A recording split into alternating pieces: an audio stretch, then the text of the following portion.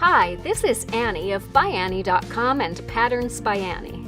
Thank you so much for joining us today for Live with Annie. As usual, we've started the stream a bit early. This helps us get everything set up and broadcasting properly to our various platforms. You can find a countdown clock on the screen showing how long it will be until we actually go live. While you wait, please connect with us and other viewers in the chat. Let us know where you are from and whether you're a new or longtime viewer. We'll see you live soon!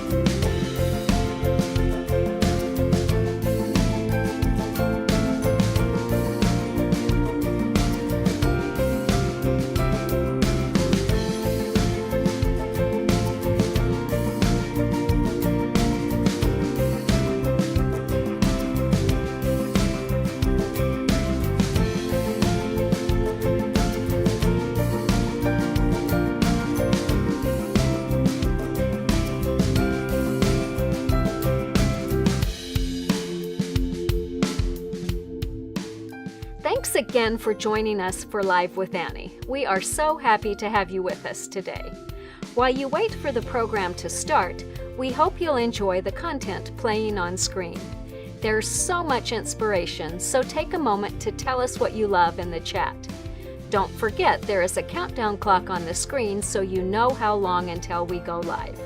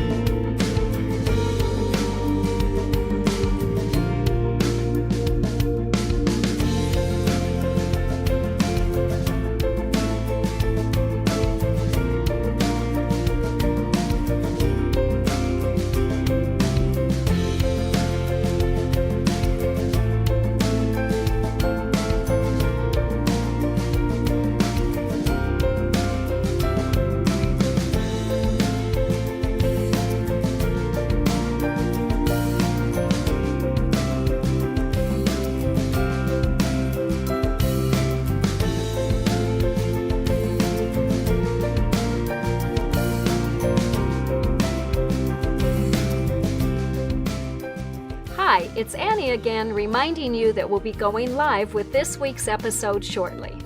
There is a countdown clock on the screen showing how much time is left. You've got just enough time to grab some water or a beverage of your choice and a snack, and to connect with us in the chat. We'd love to hear what you've been working on this week.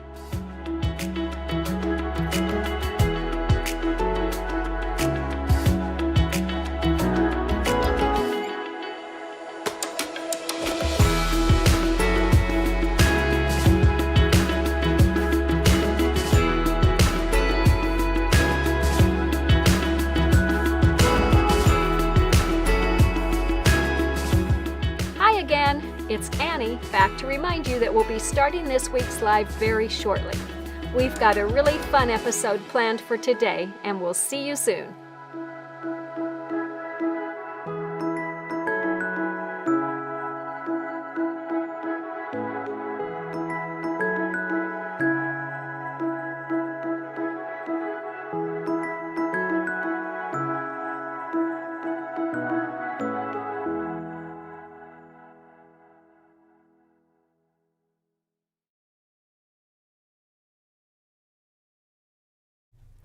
Hi, I'm Annie of ByAnnie.com and Patterns by Annie. Thank you so much for joining us for episode 41 of season 4 of Live with Annie. Today we are excited to introduce a brand new pattern, 2 Big Totes. You are sure to love these simple to make totes in 2 spacious sizes. Features include multiple pockets, a reinforced base, and a zippered closure. We have designed this pattern to make assembly as easy as possible, so stay tuned to learn more and to see all the features of these handy totes. It is so great to see all of you here today. Thank you for making the time to be with us. If you enjoy these episodes, please take a minute to follow us wherever you are watching, and if you know someone else who you think might enjoy Live with Annie, please tell them about it too. The easiest way to do that is to tag them while you're watching, as that will take them directly to the episode and they can watch it too. Also, we love reading your comments, so please be sure to interact with us throughout this presentation. We want to know what you think, and we also love learning from you. Be sure to add any questions you might have in the comments or chat, and we will do our best to answer them before we close. Last week, we introduced our new pattern Side Hustle, which makes streamlined sling bags in 2 sizes. If you missed that episode or want to watch it again, remember that you can find all the previous 178 episodes of Live with Annie on our Facebook page, our YouTube channel, or at ByAnnie.com. And we've put up all the links to make them easy for you to find. So as I said, today I am super excited to tell you about our brand new pattern, 2 Big Totes. Like many of you, I love a big tote, and I knew it was time to write a pattern for totes that are easy to make without sacrificing all the features that make them extra awesome. I am confident that you are going to love this new pattern. We are going to start today by playing the An Introduction and a Closer Look videos for 2 Big Totes. Then I'll be back to give you a closer look at some of the bags we made, talk about construction, and show you how these totes compare to other ByAnnie patterns. I will also share photos and stories of the totes made by our pattern testers. Actually, maybe not. We'll see how things go here. I added a whole lot to this script after I wrote that. Anyway, let's look at the videos. Hi, I'm Annie with ByAnnie.com and Patterns by Annie. I am so excited to introduce you to our new pattern, 2 Big Totes. With such a simple and straightforward name, you might wonder why these need any further introduction, but there is a lot in a name. First, to give you a lot of bang for your buck, 2 means 2 sizes. This pattern comes with full instructions for creating both a large and an extra large tote. Yep, large and extra large, which explains why the second part of the name is big. Anyone going to the beach, on a short trip, or on a grocery run will love how the wide mouths of these big totes can swallow whatever you throw at them. Need more organization? Check out how nicely bags made using other ByAnnie patterns fit as well. This large tote will be perfect for taking to a sewing retreat. It holds my running with scissors, a place for everything, some project bags, and more. I can take all the supplies for the projects that I intend to finish this weekend in these pocket packers in this extra large tote. These smaller ByAnnie bags keep all your items organized, easy to pack and unpack, and they give you a great excuse to sew some more. Finally, 2 Big Totes save the day and your hands because they are made for toting. Sturdy straps make for comfortable over-the-shoulder carrying. A combo slip-zip pocket on front and a slip pocket on back provide easy access to your phone, keys, and more. A zipper closure keeps contents secure and opens to fall flat against the sides for easy access to the interior. Bellowed inner dividers keep larger items like water bottles upright and organized, and inner slip pockets can hold smaller items.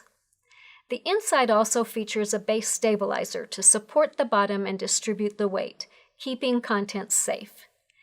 Best of all, 2 Big Totes are relatively simple to make. Yes, they're big, but we have made it easy. Most all the sewing is done while flat. The tote is formed by 2 separate pieces which are joined at the end to make the full bag. As always, the 2 Big Totes pattern includes detailed step-by-step instructions for crafting the totes.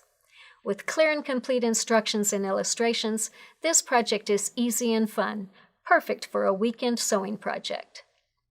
To help along the way, we've created an add-on video that guides you through the pattern's more unique or challenging parts. Look for bullets in the pattern highlighting the parts that are covered. I know that you'll enjoy making and using these oversized totes. They are perfect for so many uses and make great gifts too. Ask for 2 Big Totes at your local quilt shop or find it online at ByAnnie.com. Thank you so much for your support. Happy stitching!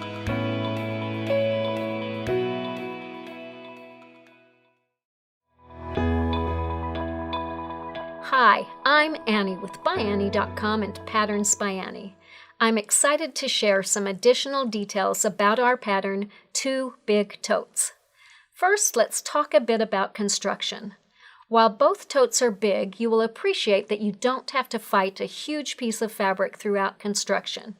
We have avoided that by splitting this bag into 2 major pieces, a tote front and a tote back. Each is created with quilted fabric to which pockets and handles are attached, all while the pieces are laying flat. Once the tote front and back are completed, they are joined along the bottom and the sides, forming the bag.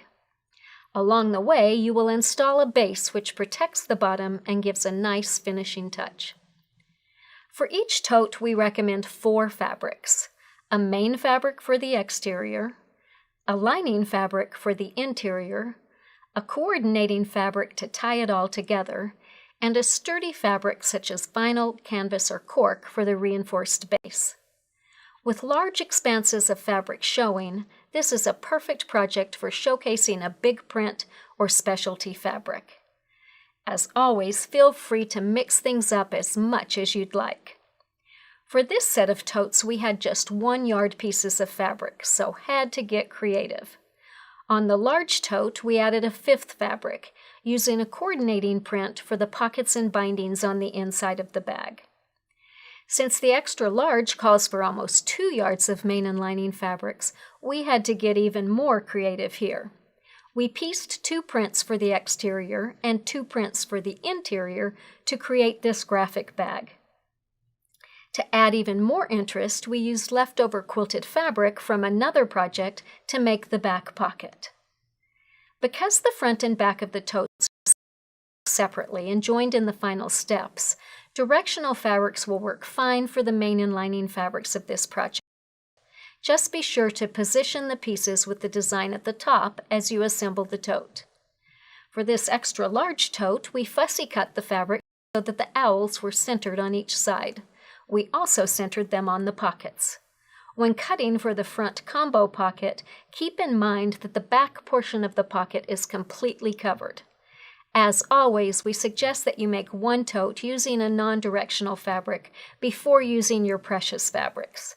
That way you'll understand how everything goes together and what adjustments you'll need to make if using specialty fabrics. For this large tote, we quilted Tula's Happy-Go-Lucky fabric to a coordinating colorway of tent stripes. We used the stripes as the main for the body of the tote, but used the lining side out for the outer pockets, fussy cutting the bunnies to fit. For these eye-catching totes, we used a variety of small pieces of fabric to make patchwork panels for the tote body. Since the pockets are so large, they were the perfect spot to feature pieced blocks. These totes are perfect for using leftover fabrics and orphan blocks from your quilt projects. There are just so many ways that you can combine fabrics for these fun totes. Experiment, get creative, and have fun. The pattern includes instructions for adding a reinforced base to the bottom of the tote to reduce wear. You can use any sturdy fabric, from vinyl, even clear vinyl, to canvas or cork. The pattern includes special instructions for each. On this set of totes, rather than making fabric-covered handles, we used Tula Pink's webbing from Renaissance Ribbons. That saves some time and adds a fun pop of color to each tote. The two Big Totes projects are perfect for confident beginners and advanced makers alike. The most challenging part of this project is its size, but you'll appreciate that the pattern is designed to make it as easy as possible. Because they are big bags, plan to spend at least a day assembling the tote once everything is quilted and cut out. This project involves basic skills used in many ByAnnie patterns, and to help ensure success, we have filmed an add-on video for two Big Totes. It will help you conceptualize the project and take you through the more challenging or unique parts of the pattern. Be sure to use the coupon that comes with the printed pattern to get the add-on video for free. We know you'll enjoy making these spacious totes and that you or someone you love will find so many ways to use them. We can't wait to see your totes and where you take them. Share your photos with us on Facebook, Instagram, Pinterest, and YouTube using @PatternsByAnnie.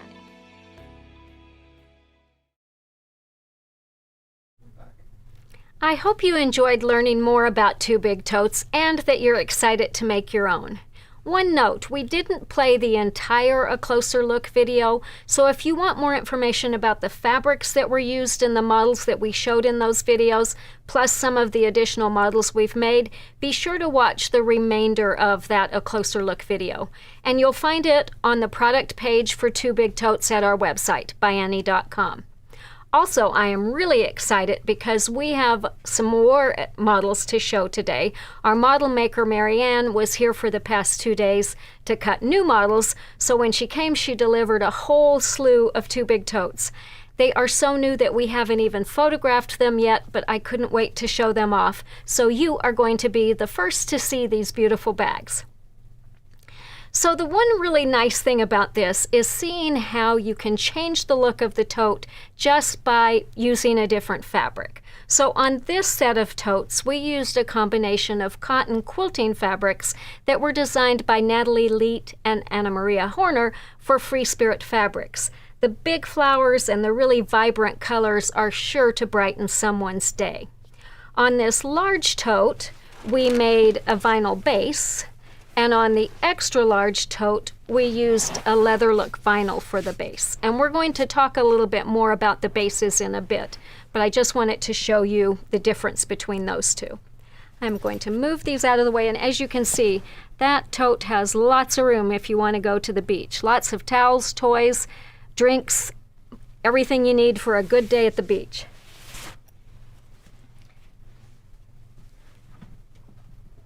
I have got so many totes back here I can barely move.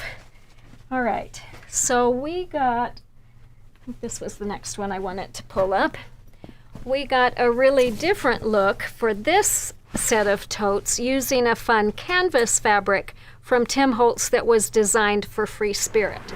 So on the extra large one, we used these skeletons that give it kind of a whimsical look. And then on the large one, we used a print called Tattered Canvas. I really think that that, combined with the black on here, gives this one a really elegant feel. And on the base of each of these, so on this one we used a black canvas, and on this one we used vinyl with the facing on it to cover the raw edges made out of the provisions that we used for the handles and bindings on that bag. So again, a very different look. Where should I put these? This is another set that we made using canvas fabrics from Tim Holtz. And these are kind of stamps, I guess, or travel. They give a travel theme to me. So to me, this would be a perfect one for travel. So what we did on the large is we used the canvas for the body and we used a more solid provisions for the handles and straps. And then we kind of reversed that on the extra large using the canvas for the borders, the bindings, and the straps, and his worn crock for the body. So that gives you two very different looks there as well.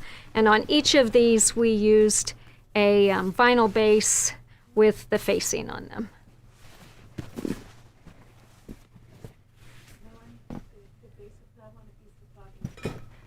Oh yeah, you're right. Thank you, Glow. This one is not vinyl. This one, because it was a heavier fabric, we used the canvas for the base of this one. Thank you. I couldn't see. You would have thought I could feel that that was different. All right.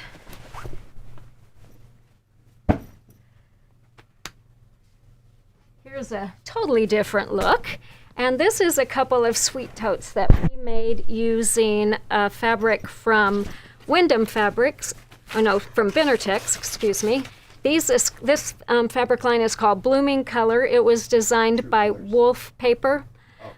Blooming Color, yeah, by Wolf Paper. And this is Binnertex. I think these would be absolutely perfect for springtime.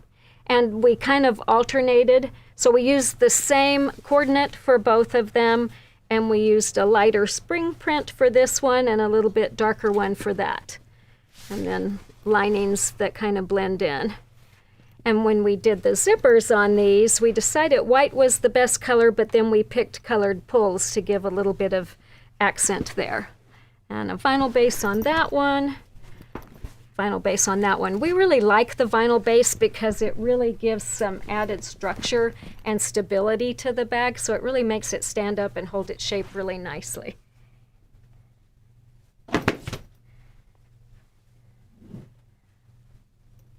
There are a whole lot of things that I like about Two Big Totes, and I'm going to use this set to demonstrate some of those. So this is a beautiful new fabric from Amanda Murphy that was designed for Binnertex, and it's called Cityscape, and this is the night colorway of it.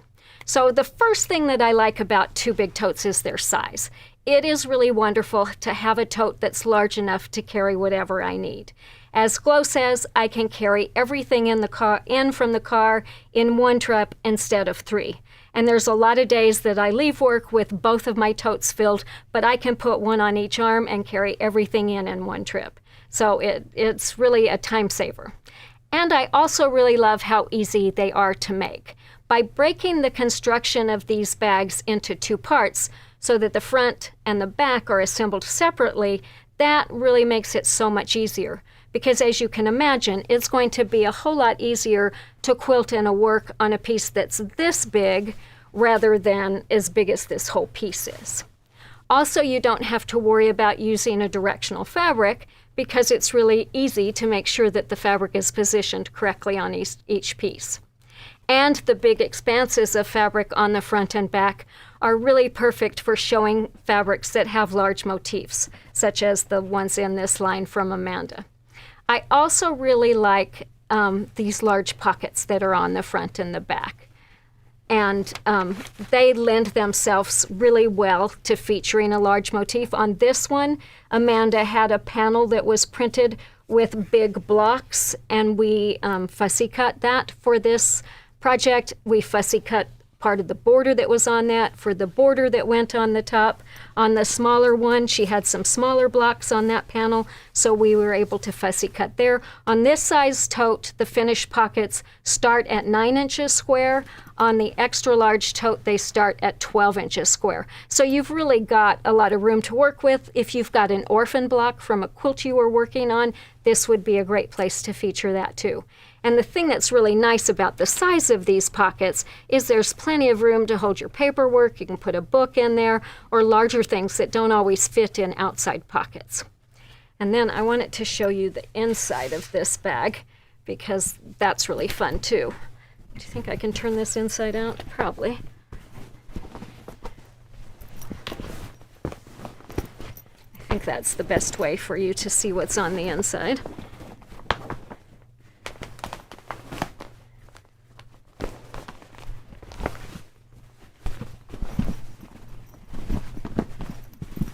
So we used another one of the kind of patchwork prints for the lining on this bag, and then we used the more solid coordinating fabric that we'd used for the handles and borders for the pockets. So on one side, this is the front, inside of the front, we made a slip pocket that is divided into 3 sections. So it's pretty large in the center, smaller on each side, and the divisions in these are created by sewing along the handles on the outside.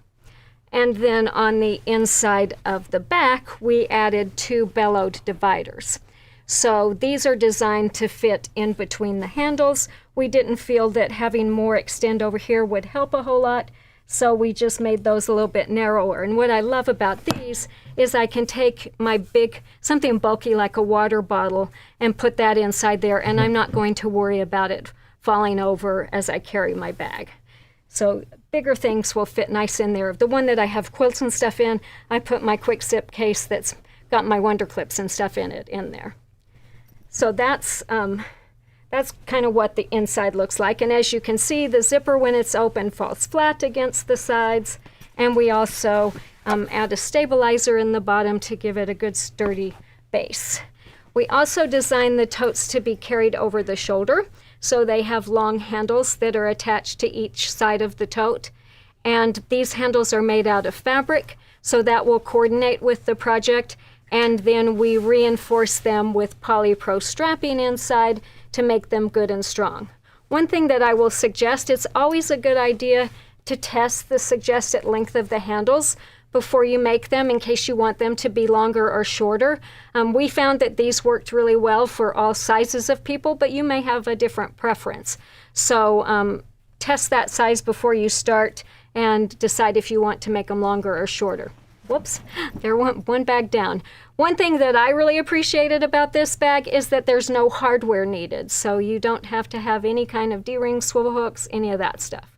Once the pockets have been attached to the bag, then you add the handles, and those are used to cover the raw edges that are on each side of the pocket and the bottom of the pocket. And ByAnnie's double-sided basting tape is really helpful for holding these handles in place, as it holds it really securely until you can get it stitched in place. It's always really hard to get pins to go through all these layers, and they kind of tend to distort the pieces, which makes it hard to keep them straight and even. One thing that I usually do is I put a couple of strips of tape on for each handle, so I'll put one that goes kind of over the edge of the pocket and another one kind of out here, and then I can position my pocket down in place and press it down, and it won't move. The one thing to pay attention is that it's preferable not to sew through the tape because it can gum up your needle, so I always make sure that I'm positioning it well away from where I'm going to be stitching when I sew them in place. All right, after the inner and outer pockets and the handles are attached to the front and back, then you're going to take those 2 pieces and join them. And on here you can see we used a fabric that matched the outside. Actually, Marianne did a really great job of centering that, so it made a fun little extra design. Sometimes if we don't have extra fabric, we'll use a totally different fabric. Well, you're not going to see it on there. But this little strip, the purpose of it is to join those 2 pieces and hide the raw edges on the seams. So the pattern includes very complete instructions for that. And if you need help, we detailed all the steps in our Using Directional Fabrics video, but here's a little quick tutorial for what you're going to do. So I've got just small pieces here, but it's going to be the same whether it's big or little. So let's say we've got our front of our bag and our back of the bag, and we want to join those 2 pieces so that our sewing machines are upright on each side.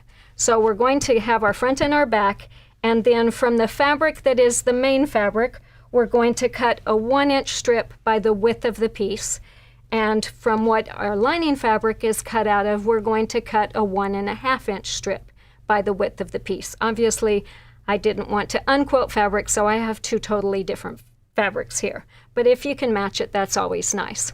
So then after you have that done, you're going to take your 1-inch piece and put it right side down on whichever piece you're going to sew it to first. And you're going to align those raw edges and then flip it over and take your 1.5-inch piece and align it on that same edge, which is what I have done here.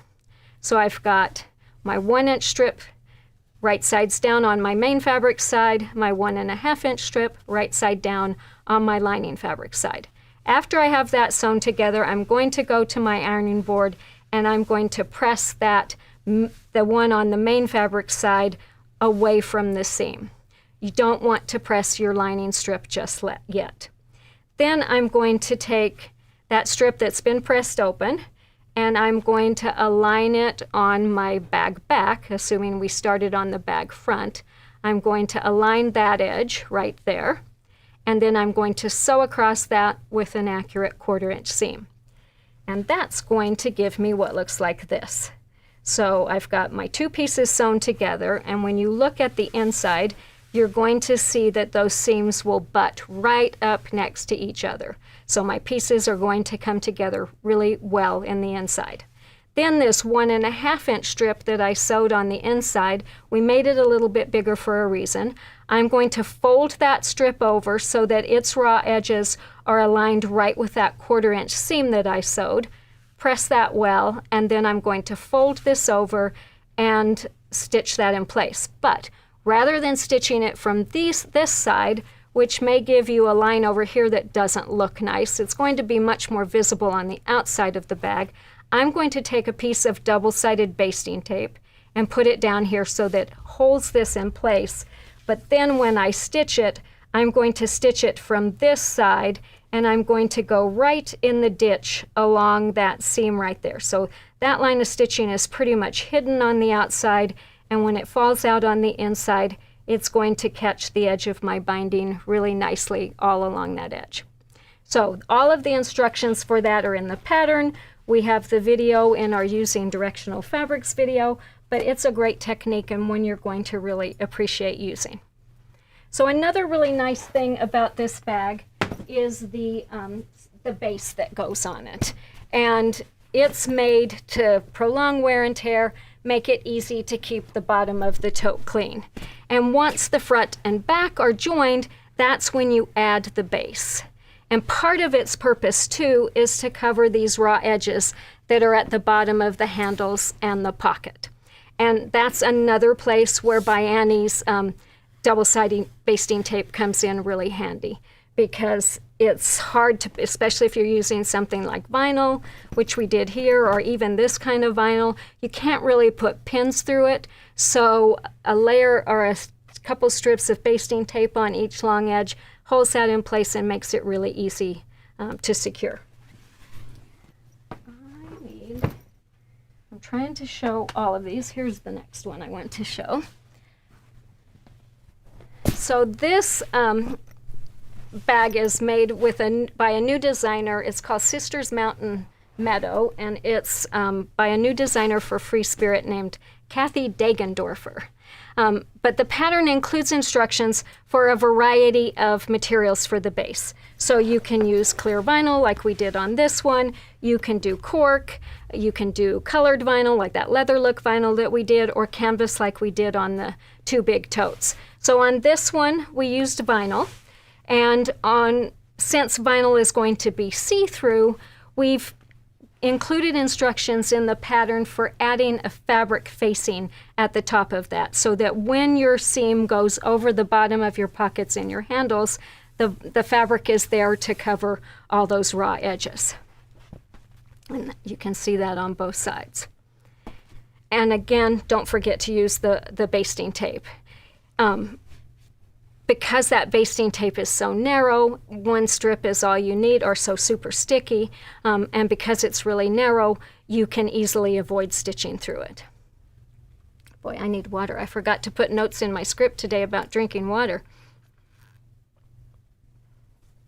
So on this bag, we used cork, which obviously is going to hide all those raw edges, so we didn't have to add the facing here. If for some reason you want to add it, you certainly can. You just sew it on there. On the ones that we made with canvas, you have to cut it a little bit bigger because it's a fabric that will fray. So the pattern gives instructions for that so that you can turn over that top edge and make sure that those raw edges aren't hidden. On this one, Marianne did an extra line of top stitching on here. She likes to add something extra every once in a while to give it a different look.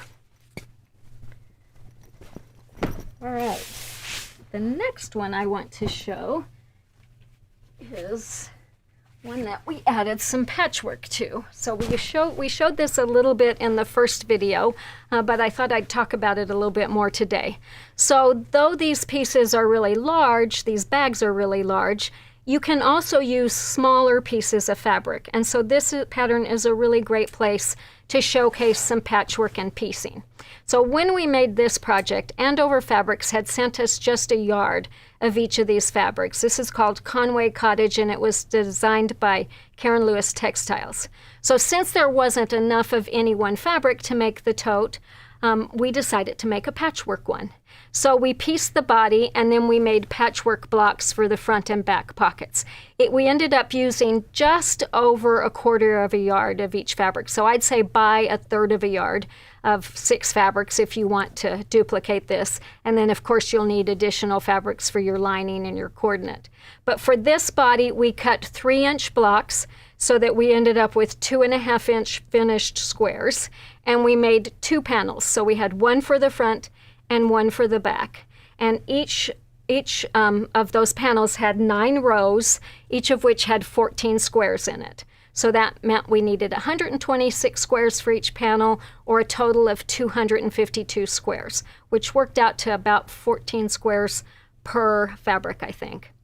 After piecing the squares together, we layered each of those panels. Don't take my math on that. I may be totally off on that. But it came out to exactly 3 strips, I think. So I can't do that in my head, and it doesn't matter right now. You can figure out the math. Divide 252 by 6 and see what you get. All right, after piecing the squares, we layered each of our panels with corresponding sizes of soft and stable and lining fabric and quilted those. And we quilted these by just stitching 1/4 inch away from the seam on each one. Makes it super easy and gives you enough catch that all the pieces are held in place really well. Then we trimmed the front and back to the sizes that were called for in the pattern, and we also made 2 12-inch piece blocks for the exterior pockets. So one of those we used for the back pocket, and then we used another one on the tote front. And rather than making this the combo slip zip pocket, we just made a zippered pocket here. So we had 1, 2, 3, 4, 5 rows or 6 rows for this block, and we just left the top one and didn't attach it to the bottom. So we quilted that section, we quilted the bottom section, and then we joined those 2 sections with a zipper in the middle and added a binding at the top. So again, rather than having the slip pocket portion behind this, we just attached that pocket to the bag as it was. You certainly could have added the slip pocket in there. That would work really well too. And this bag, you can see I've got 2 quilts in there. I've got my Wonder Clips in one of the bellowed dividers, and I've still got room for plenty more. So this would be a great bag to take to show and tell, or to sit next to your easy chair so that you remember to get the bindings sewn on those quilts, which is obviously what I need to do. Those quilts have been sitting there for way too long waiting for me to finish them. All right, here is another fun bag that we made.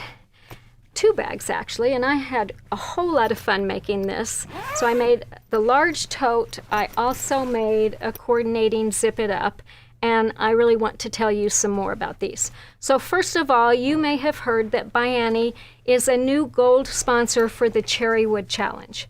And if you haven't heard of the Cherrywood Challenge, I want to tell you a little bit about it. So Cherrywood Fabrics makes amazingly beautiful hand-dyed fabrics. What I love about them is they almost have a suede look to them. And each year they choose a theme and a color palette, and then they present a challenge to quilters around the world. So the challenge is to create something using a very limited number of colors. And in 2024, the theme was poppies, and the collection of fabrics included these colors. Actually, I have them inside, but I think Jake has a picture too. But they had 4 different reds. They had 2 grays, a light and a dark, and then they had 2 greens, a light and a medium. And so the challenge was announced last October, and photos of the quilts were due in May, and that's kind of the same schedule that they use every year.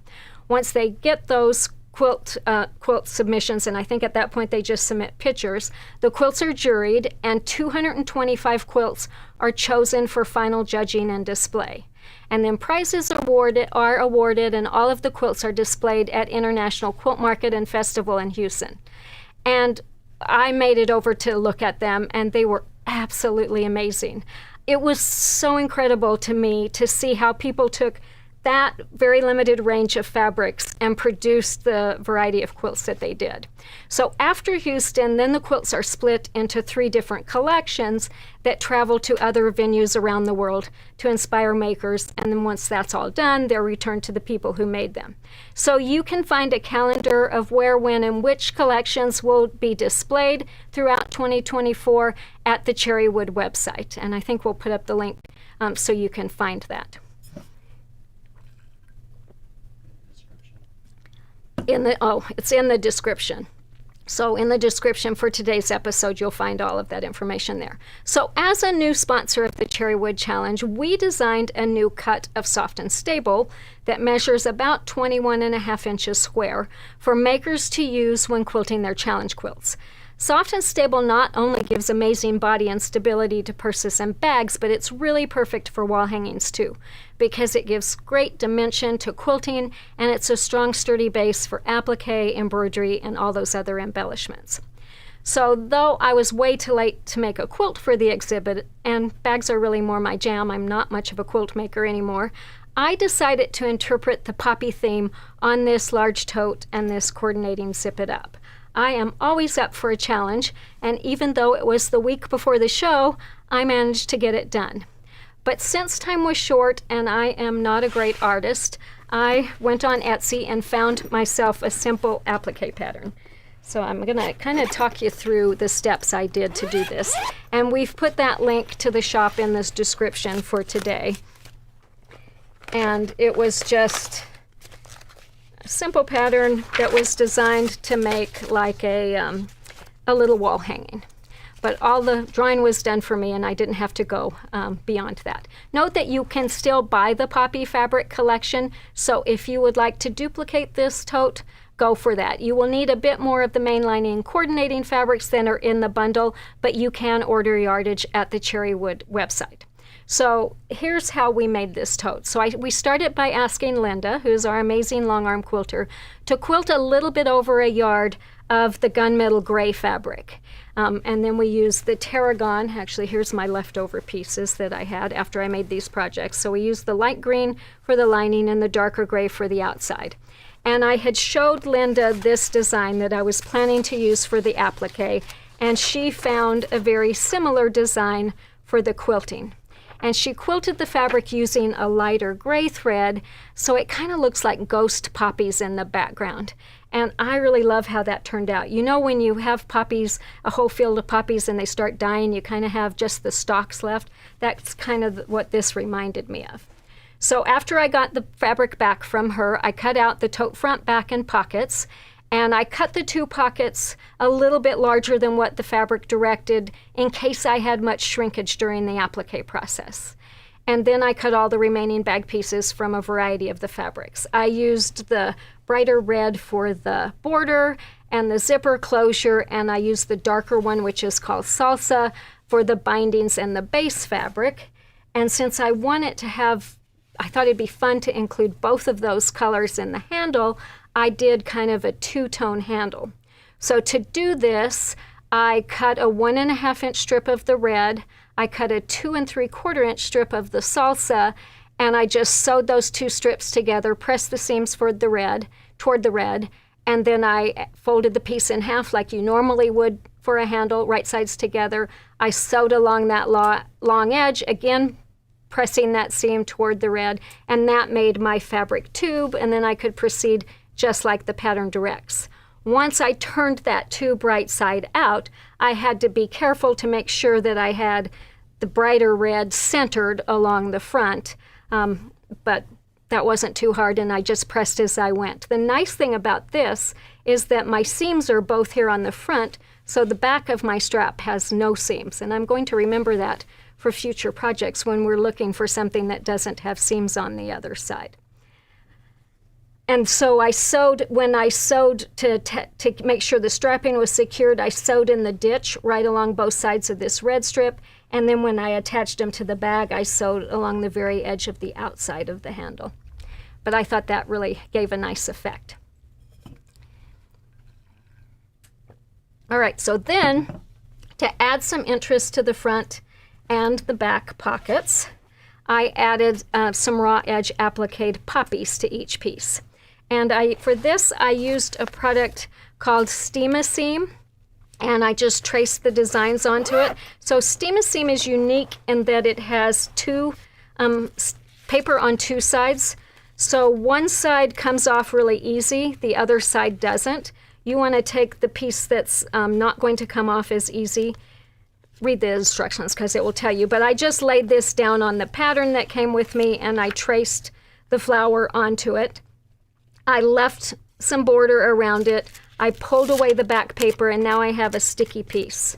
So then I can take that and position it on the fabric that I want to cut the applique from, and then I can cut around the edges of the applique piece. And then when I pull that paper away, then I can pull it away, and I've got a sticky side on the other side of it, so that when I want to go position it on my fabric, it's going to stick and stay in place. And the really great thing about that is that you can position and reposition them until you have them right where you want them. You can go down, Glow.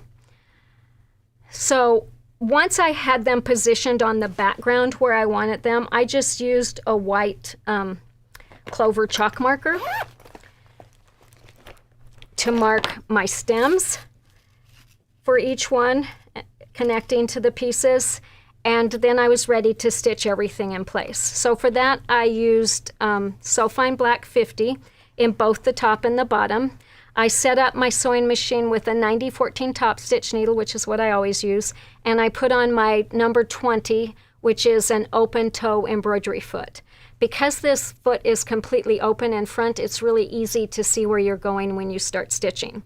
And then I just set my machine to a narrow, tight zigzag stitch. So most of the time I was using about a 2.5 width, and my length was set at about 0.5, but I played around with that a little bit and varied it here and there to get some different effects. But the first thing that I did on each of these is I didn't even put the leaves on until my flowers were all done, but I sewed my stems, and I went up and down and up again, so 2 or 3 lines, so they were dark enough that you could really see them. And then I just went around the outside edges of each poppy and then filled in the lines on the inside to give them some dimension. If there had been a black fabric in the fabric pack, I probably would have appliqued circles on for the center of each flower, but since there wasn't, I just did a whole bunch of extra stitching there, and that worked really well too. And so after I had those all done, then I did the leaves. On these poppy heads, Jake, can you see that up close? There's some stitching that comes out around on the outside of these seed heads that gives some extra dimension and decorative element. So that was quick and easy. I just set my machine on, I believe it was stitch 13. It was a decorative stitch that did long edges sticking out, and that's what I did on the outside of each one of those. On this Zip It Up case, I had this front pocket that was larger than the pockets there to play with, and on it I took the pattern that I'd gotten and enlarged it. And I skipped the front border because I figured this is going to make it very obvious that that's the front versus the back. But I enlarged it and did the same thing that I'd done on the other one, and just appliqued each of those inside. And made it fill the space. But I really love the dimension that the Soft and Stable gives these flowers and leaves, and the fact that nothing shrunk up or got wrinkly. If I had been trying to applique these on just a layer of fabric, I think I would have had a whole lot of wrinkles going around some of those edges with as much stitching I was doing. Because I was stitching on already quilted, you can see on the inside here that the stitching lines that I did are all visible, but that doesn't even bother me. I think that looks really unique, and it would have been fun to have that show on the inside of a bag, so that wouldn't bother me at all. So since this is a custom tote, I decided to also add a trolley sleeve on the back because I kind of wanted to mention that for those of you who might be interested in doing that. And again, I embellish that with poppies and leaves too. So after appliquing the pocket, I trimmed it to 5 inches tall. This is 9 inches tall. So I trimmed it to 5 inches, the same width as the other. And then I bound both the top and bottom edges, and I attached it to the plain pocket about 1 inch up from the bottom and proceeded just as normal. So that was really easy to do. But I hope you enjoyed learning a little bit about how I made this custom tote, and that it will inspire you to do something special on the next bag that you make. One thing to note, the theme of the 2025 Cherrywood Challenge was announced in October, and the theme this year is Abyss, which is designed to feature creatures from the deep. And you can find all the details plus the fabric bundles at the Cherrywood website. We've put up all the links in the description to make them easy for you to find. It's really got some beautiful blues in it, which are my color. I've already got my fabric quilted and my project planned, so watch for more information coming out about that next spring. All right, let me clean up my mess right here, and we are going to talk next about how the size of these totes compare to our other popular tote pattern, which is called Totally Trendy Totes. What I love about a tote is that it's so wide open, you've got plenty of room to just dump all your stuff in, and then it's easy to carry it when you're ready to go. And then you don't want to worry about everything falling out, just zip up that zipper and off you go. All right. So, this is a set of bags made using our Totally Trendy Totes pattern. And a lot of you have probably made this or considered making this pattern, which was originally written way back in 2005, almost 20 years ago. That's kind of hard to believe. So the Totally Trendy Totes pattern includes instructions for totes in 3 sizes. So we have one that we called medium. We didn't figure it was small, so we start at medium in this pattern. So we have medium, large, and extra large. And what's different about these totes is that these are made with just one piece of fabric that forms the front, back, bottom of the tote. So you're working all the time through with one big piece of fabric. And then we added borders on the top and bottom. Part of the reason is to add interest. The other part is to cover the raw edges at the bottom of the pockets and the handles. So the top one is purely decorative. I've seen a lot of people skip that one. The bottom border, combined with the handles, cover the raw edges of the slip pockets on both the front and the back. Because we didn't want to have to stitch through the borders at the bottom, we wrote this pattern to have no pockets on the inside. So instead of having pockets on the inside, we designed each tote to have instructions for a vinyl project bag. And each one of them is sized to fit the particular bag that it goes in. So there's a larger one for the large tote, and then a really big one for the extra large tote. So let's look to see how these compare to our 2 big totes.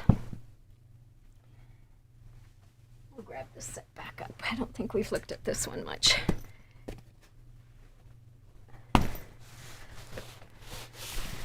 All right, so they kind of go in a stair-step method here. So first, because of all the changes and improvements that we made to the 2 big totes pattern, this pattern includes just 2 sizes. And that took 22 pages to explain, mostly because the pieces were so big, so they took a lot of room on the page. That's the absolute limit of what we can print and fit in the bag. But our plan is to have a second pattern for spring release called 2 Little Totes that's going to have some smaller sizes in it. So in Totally Trendy Totes, this is the size of the medium tote. And we're going to have a size fairly similar to this in the new pattern, and we're hoping to have that by spring 2025, but no guarantees. Things happen around here and you never know for sure what's going to happen. The large tote, as you can see, is taller, wider, and deeper than this one.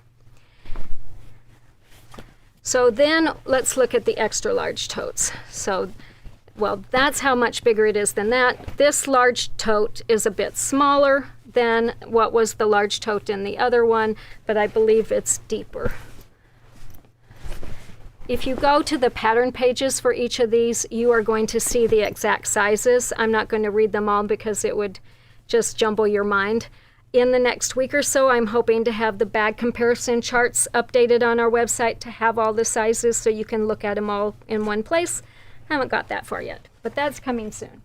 All right, so let's look to see how the two large sizes compare. So this is the extra large Totally Trendy Totes. Here's your extra large 2 Big Totes. So this one is about 1 inch taller. This one is about 2.5 inches wider, and this one is a little bit narrower at the bottom. So this one is about 1.5 inches deeper than that. So very similar sizes. Part of the reason for the sizes on these is that we want it to be able to put a base stabilizer in there, and we want it to utilize ones that we already had. So that kind of dictated some of the measurements of these, but they are really nice sizes for everything that you want to carry in them. The thing that you're going to especially appreciate about these is the improvements that we made in construction in the pattern. So first of all, the pattern includes much better illustrations. It has really great cutting layouts, labels for all of the pieces, and as we've said before, the body for Totally Trendy Totes was made with just one big piece, and for 2 Big Totes, we've cut those in half. So you make the front and the back separately, which means the pieces are much more manageable, which makes quilting much easier. It also makes construction much easier. Also, 2 Big Totes has much larger pockets on the outside, and they also have that handy bellow divider and slip pocket on the inside, whereas Totally Trendy Totes has just a small pocket, slip pocket on each side of the outside, and no pockets on inside. All of the pockets on this pattern are attached in a way so that there aren't any stitching lines on the outside that show. And again, although this doesn't include pockets, a lot of people have added pockets, and that usually results in lines going through the border, which sometimes might not look so nice. So this avoids that problem. We added that sturdy reinforced base to 2 Big Totes to reduce wear and tear. That's not an option on the Totally Trendy Totes pattern. And 2 Big Totes uses a new method for assembling the zipper closure. It's easier to understand, and it also gives you a really nice professional finish. So if you look at this, you're going to see that you've got fabric on both sides, so the zipper edges are all hidden on the inside, where on the older pattern, the zipper is exposed on the inside and you've got those loose edges hanging out. Again, we've got pre-made base stabilizers for both sizes of tote in the 2 Big Totes pattern. So the large one uses the BS 120, which is the same size we use for Get Out of Town.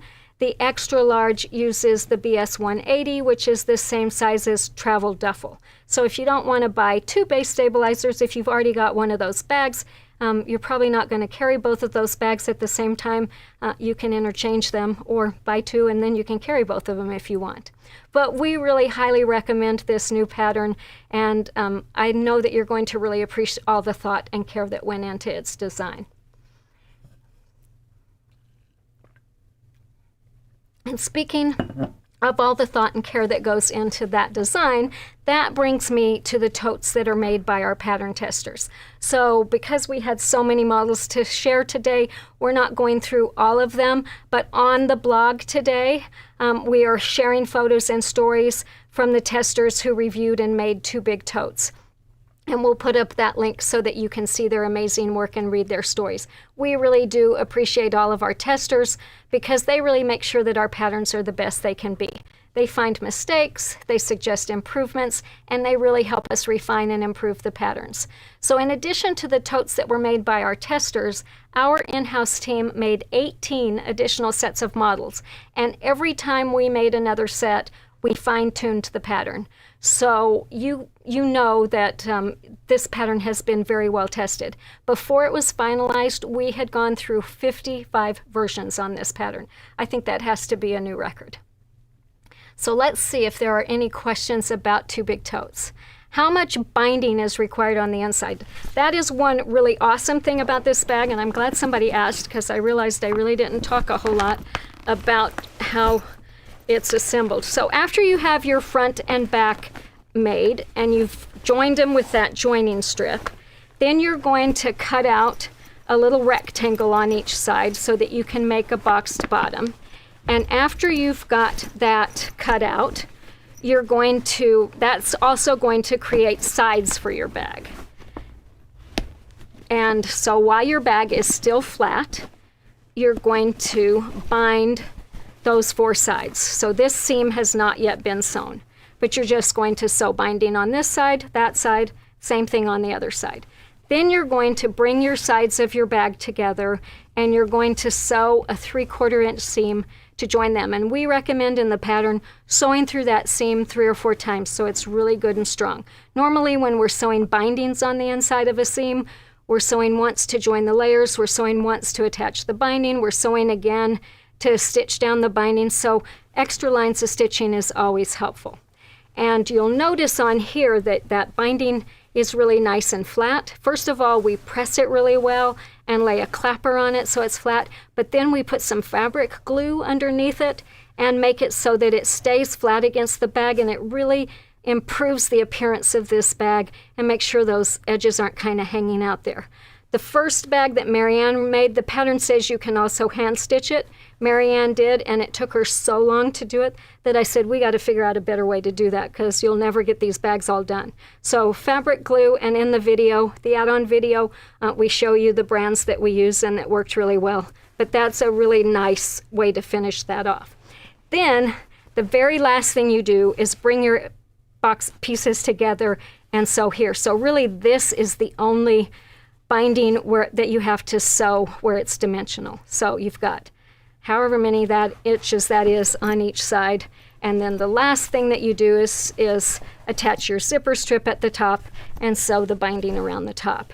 So very little dimensional binding on this project, and it's really a fairly fast project to do. Marianne keeps track of her time, and when she turned in her sheets for these, I would say her average time was about 12.5 hours to make a set of both bags. So that works out to just about 6.25 hours per bag. That, of course, is after the fabric has been quilted and cut out.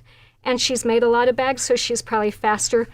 I don't think I made them that fast, but once you know what you're doing, it's a pretty simple bag to make. So I think you'll really enjoy it. The next question was, has anyone had any trouble with the vinyl on the bottom, like ripping? Was the vinyl added to the fabric? No, the vinyl is a separate piece, and we have carried bags with vinyl pockets in them. I have some that I've carried for 20 years, and the vinyl is still in great shape. It's a really strong, sturdy vinyl. It's a 16 gauge. I can't imagine, I mean, maybe if you caught it just right, but I think you're going to find it to be really sturdy.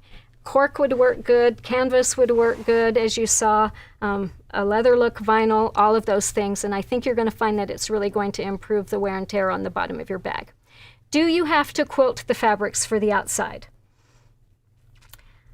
You don't have to, but you have fairly large expanses here where your fabric would not be connected to anything. You do sew a line here that kind of forms the fold lines on the side. So you'd have that much in between where nothing's attached.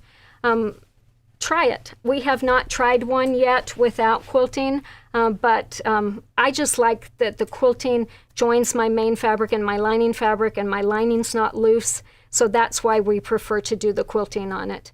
But try one and see what you think. Can this method of adding vinyl to the bottom be used for other projects like catch-all caddy or road trip? The only reason that I would, you want me to move this? There's a fly. Sorry, Jake. I haven't even noticed it.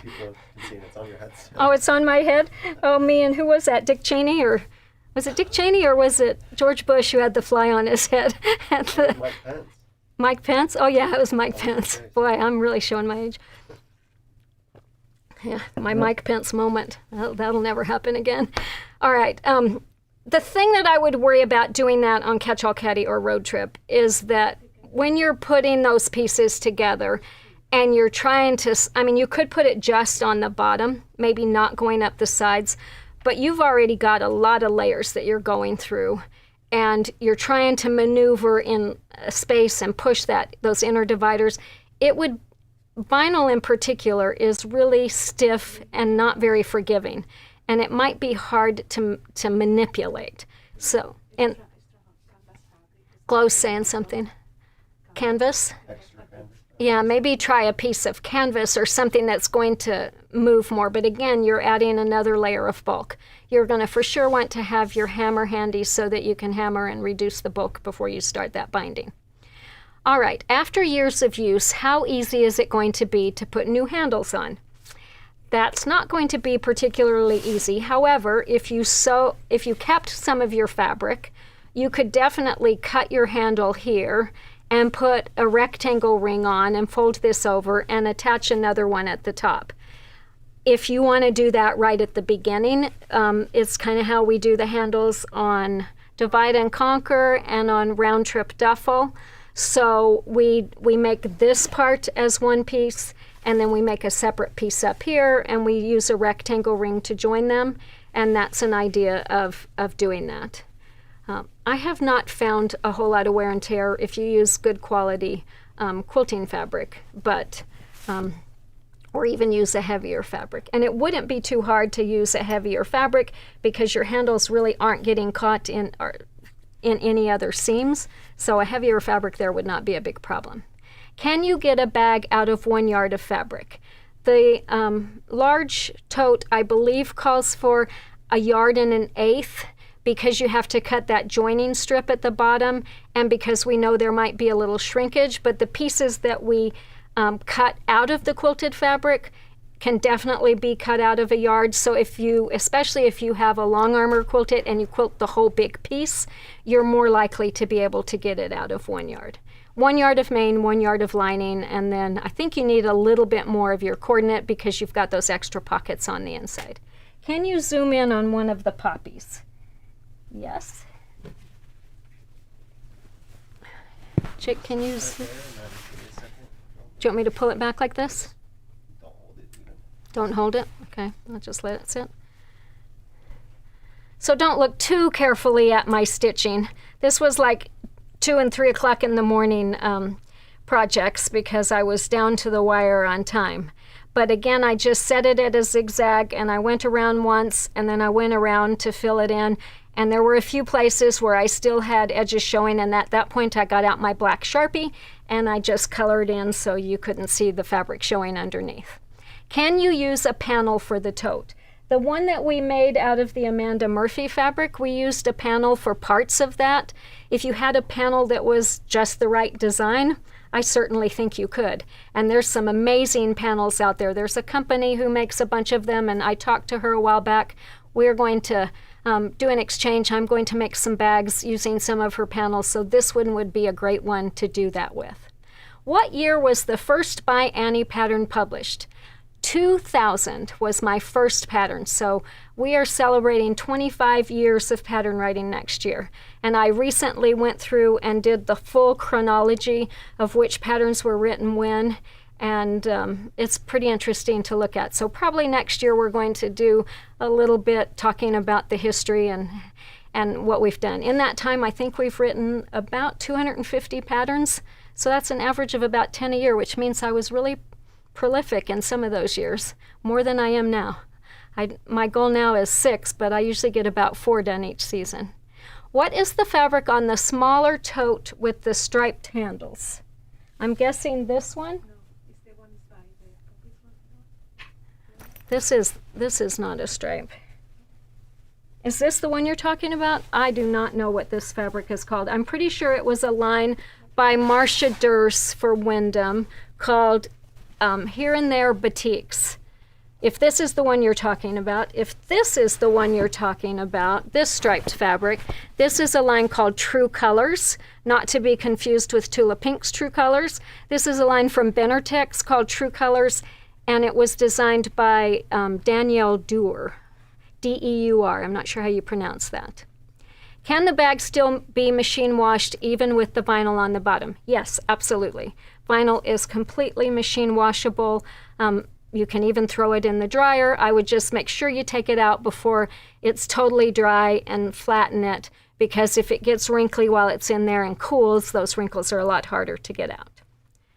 All right, let's clear some of this off, and we'll leave this one up on the table. Anyway, I hope you enjoyed learning more about the Two Big Totes pattern and seeing the wide range of totes that we and our testers made. We really can't wait to see what you make and how you use these awesome totes, so be sure to share pictures of your finished projects with us. And remember, you can do that just by entering our monthly photo contest, and we award several prizes each month, so you can win up to a $50 shopping spree at our website. And you'll get all the details at ByAnnie.com. Just click on the Community tab that's on the top menu bar, and then when you open that up on the left side of the screen, you will see a section, and it says Monthly Photo Contest, and that's all the details are there. That's also where you'll find the ByAnnie blog. That's in the Connect With Us section, which is in the middle when you look at it on a computer screen, and you're going to find so much information there too, so be sure to check it out. I need another drink. As always, please ask for these patterns and supplies at your local quilt shop. They are such an important part of our sewing and quilting community, and it really is up to all of us to keep them strong and vibrant. If they don't have these products, they can certainly get them, either from their favorite distributor or directly from us, and we are happy to set up wholesale accounts, so just ask them to contact us for information. All right, let's move on now to a couple of special announcements. So earlier this year in episode 24, we visited with Linda REA of Quilts for Kids, and we talked about how you can get involved in this wonderful organization's charitable efforts. We also showed models that we made using a special line of fabric called Delightful Dreams from QT Fabrics. So the fabric launched in shops in August, and QT is donating 50% of the proceeds from sales of the fabric to benefit Quilts for Kids. And I am really thrilled to tell you that the first installment donation of $68,000 was received last week. As the fabric continues to ship to independent shop customers, there are going to be additional proceeds to follow. So thank you all for helping support this worldwide worthwhile cause. I know a lot of you said you were going to find the fabric and buy it, so thank you for doing that. And you can learn more about Josie and also about Quilts for Kids by watching that episode. Again, it was on ByAnnie Live, Season 4, Episode 24. And we'll put up the link to make it easy for you to find. My goodness. Also, we want to wish all of you a very happy Thanksgiving, to say thank you for your support and enthusiasm. And remember, we wouldn't be here without you, so we're really grateful for your continuing encouragement. We are going to be here for live next week, but we are going to be closed on Thursday and Friday of next week so that all of our team can celebrate Thanksgiving with family and friends. So we'll be filling orders as usual on Wednesday, the 27th of November, but any orders that aren't shipped that day or that come in for the rest of that week will be held until we return on Monday, December 2nd. So if you're working on projects for holiday gifts, be sure to get your orders for patterns and supplies in as soon as possible, or better yet, visit your favorite local quilt shop and tell them thanks from us for all that they do too. Be sure to stay tuned at the end of this episode to see some video clips of this week's featured quilt shops. These include Off the Rails Quilting in Bondurant, Iowa, Angel Sewing and Quilting in Salem, New Hampshire, Lickety Stitch Quilts in Lusk, Wyoming, and Artistic Artifacts in Alexandria, Virginia. All of these stores were winners in our local quilt shop contest. Each has such a unique style and flavor, and I know you are going to enjoy learning more about them as much as I did, so stay tuned. And thank you again to everyone who joined us today. We will be back next Wednesday at 2 p.m. Mountain Time with another exciting episode of Live with Annie, when we are going to introduce our newly updated pattern On the Go 2.0. This little bag is my very favorite small bag for travel or running around town, so join us to learn more. And until then, happy stitching!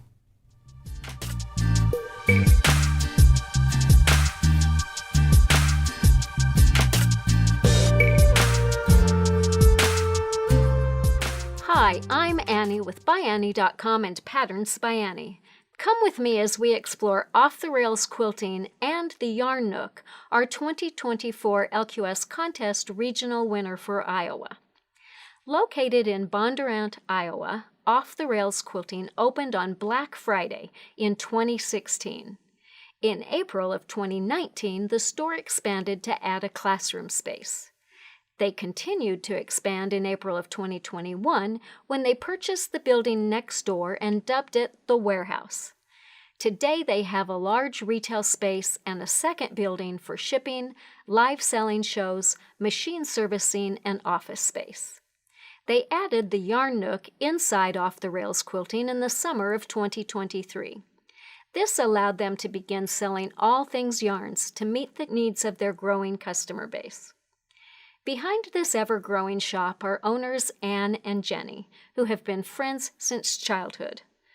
One of their most essential goals when running their shop is to keep a family-first approach. In the summer and other school breaks, you will find their staff's teenage children hanging around the shop and warehouse and helping out where they can. Off the Rails also allows new moms to bring their infants with them to work until they are 6 months old. As a mom and grandma myself, I know how important that time with family is, and it's always encouraging to hear that the love of quilting is being passed on to new generations. At Off the Rails Quilting, you will find a variety of fabric and pattern styles, from classic to trendy, to inspire your next project. They love any excuse to celebrate, so you'll typically find their calendar full of fun sales and events. One of their favorite events is their biannual week-long retreat that brings over 100 quilters in from all around the country. And their regulars love their First Fridays. Customers can come into the store on the first Friday of each month and collect a free pattern card with any purchase. At these events, you can meet Anne and Jenny's dedicated staff, like Hannah and Taylor, who help run the sales floor, or Jean, their resident yarn expert. There is also Laura, their chief delegator, and Jordan, who does all things marketing and social media. And keeping their warehouse running are Elizabeth and Judy. The staff are certainly kept busy, as Off the Rails is known to always have new products rolling into the store. Even frequent guests know to look for exciting new fabrics each time they visit. As a customer Dolores told us, they turn over their fabrics very quickly, so there is always a new selection. And with the recent addition, the Yarn Nook, there are many new fiber arts for everyone to learn. The excitement in Bondurant doesn't stop at Off the Rails. Right across the street is Reclaimed Rails Brewing. Originally built as a Legion Hall in 1948, the two-story brick brewery has rich community history and heritage. Or for something sweet, walk a little down the street to the creamery for some ice cream, then visit next door at Home Slice for a handmade pie. Just remember, the sweetest thing to do in Bondurant is to stop in and say hi to our friends at Off the Rails Quilting and the Yarn Nook. You can learn more at offtherailsquilting.com. Thanks for joining us today, and until next time, happy stitching!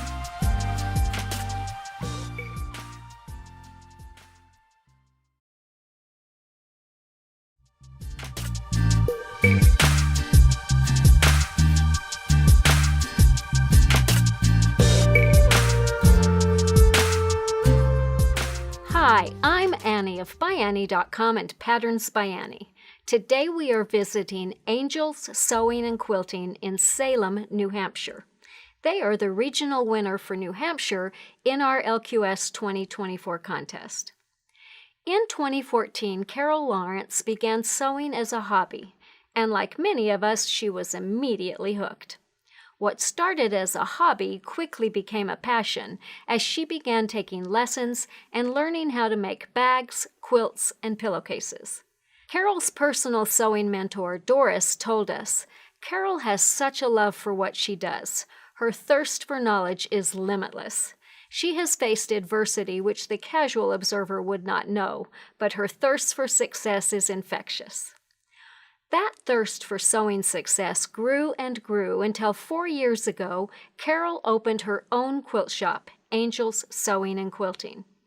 During this time, she has added the full lineup of Juki machines to the store, a bag section, her favorite Tula pink fabric, garment patterns in fabric, and so much more. But Angel's is more than just sewing and quilting. They also provide designs, threads, stabilizers, and software for home embroidery enthusiasts and commercial embroiderers. Along with their sewing supplies, Angels offers a wealth of creative classes and special events that feature the expertise of their in-house sewists, along with nationally recognized industry stars. And for those who are hesitant to buy a sewing machine because they don't know how to sew yet, don't worry. Angels gives customers 6 free sewing lessons with the purchase of any sewing machine. What a great opportunity for new sewists. Carol likes to say that ultimately their goal at Angels Sewing and Quilting is to learn, grow, and enjoy the creative art of sewing and quilting along with their customers. At Angels, they don't believe that there is a difference between friends and customers. Many customers shared that they truly feel like they've found a sewing home at Angels. Katie told us, "The friendliness of the employees is more than just customer service. It's a shared enthusiasm for quilting that fosters a genuine connection between the staff and customers." Another customer, Joanne, is so comfortable and confident in the store that sometimes other customers confuse her for an employee. And it goes both ways. The staff are also such close friends that it hardly seems like they're at work at all. Besides manager April, Carol is joined by Lori, Persis, Patty, Cindy, and Alice. With connections like these, it's no wonder that they were named a 2021 Best of New Hampshire Shop by New Hampshire Magazine. When you visit Angel's Sewing and Quilting, be sure to visit one of the many other places that make their corner of New England special. Stop at Cider Hill Farm, which was named the #1 apple picking spot in the U.S. and the #4 most beautiful farm in the world. Or discover the mystery of America's Stonehenge, an incredibly well-preserved archaeology site that is said to be thousands of years old. Be sure to take a guided tour to hear the theories historians have on why and how it was built. Wherever you visit while in Salem, just make sure to stop in to Angel's Sewing and Quilting. And while you're there, give Carol and her team a friendly hi from all of us at ByAnnie, and take a selfie with their mascot, Sophia. Thanks for coming with us as we explored all the wonderful things about Angel's Sewing and Quilting. You can learn more about their shop at their website, angelssewing.com. And until next time, happy stitching!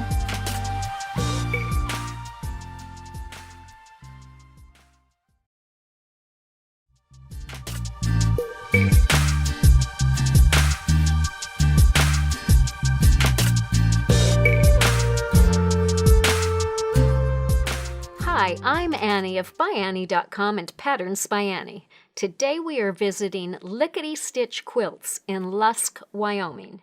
They are the winner for Wyoming in both our 2023 and our 2024 local quilt shop contest. Lickety Stitch opened their doors for the first time over 14 years ago when they turned an old coffee shop into a beautiful quilting space. Everything was going wonderfully until Lusk was hit by a historic flood in 2015. With their close proximity to the flooded Niobrara River and no flood insurance, many customers were worried that Lickety Stitch wouldn't survive.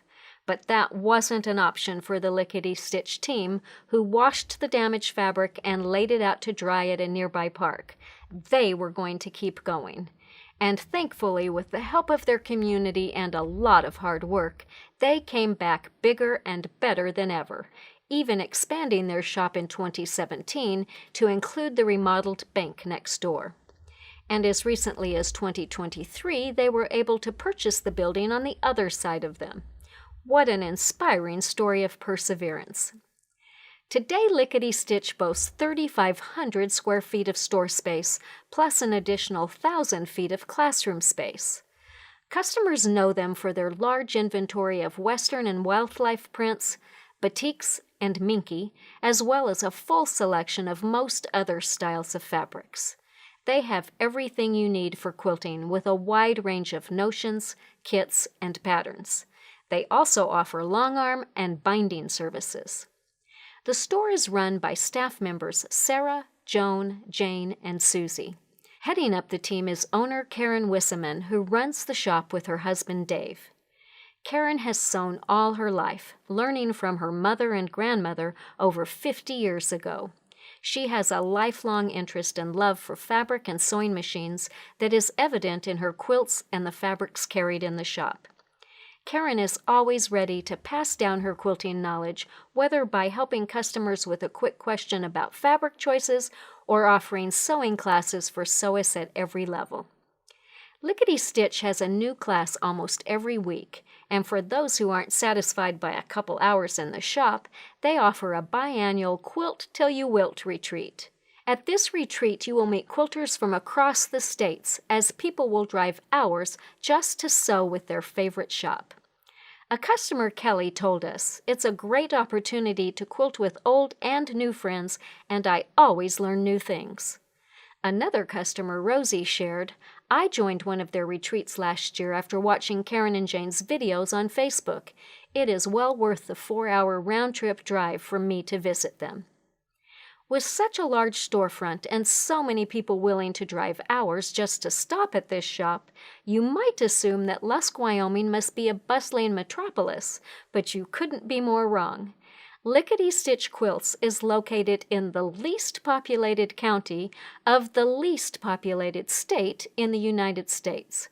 This means Lusk has the perfect small-town atmosphere for any visitors looking to slow down and enjoy the little things. And for those looking to entertain themselves, Lusk has lots of open spaces, cattle ranches, cowboys and cowgirls, rodeos, wildlife, and even dinosaur bones. So whether you decide to quickly stop by on your route to somewhere else or make a full day out of your visit, make sure to stop in to Lickety Stitch Quilts and tell them that Annie sent you. You can learn more about the store at their website, LicketyStitchQuilts.com. That's LicketyStitchQuilts.com. And until next time, happy stitching!